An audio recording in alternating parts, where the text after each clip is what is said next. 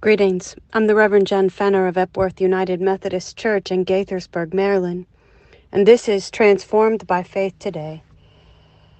Our focus for this week is seasons, focusing on seasons in our life and focusing on the importance of acknowledging that an ending is part of a natural season and movement that we go through. Ecclesiastes 3 verses 1 through 8 speaks about how there is a time for everything, a time to laugh, a time to cry, a time to tear, a time to sow, a time to build up, a time to tear down, a time to plant, a time to unroot.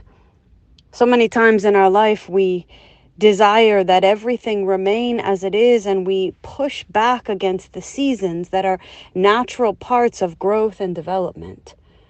As we look at forming new habits in the new year, as we look at opening ourselves to new beginnings, endings are necessary to create the space for the new that is coming. Ecclesiastes is part of a wisdom literature speaking about those practical and pragmatic pieces of our faith that translate into everyday decisions.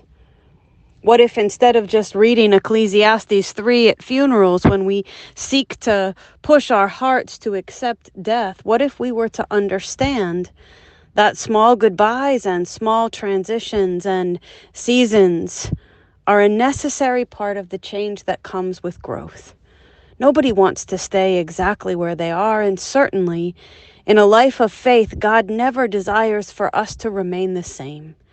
We are always to be made new by the Spirit. We are always to see new ways to grow and to change. And so today, I invite you to consider that opening your heart to the seasons of endings and uprooting and saying goodbye and tearing are necessary in order to have the seasons of planting and sowing and building up and laughter.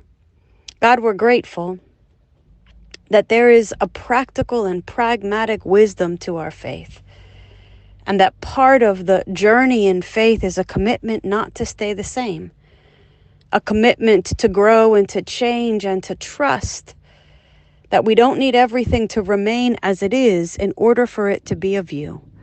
Teach us, God, what it means to trust you in each season. Amen.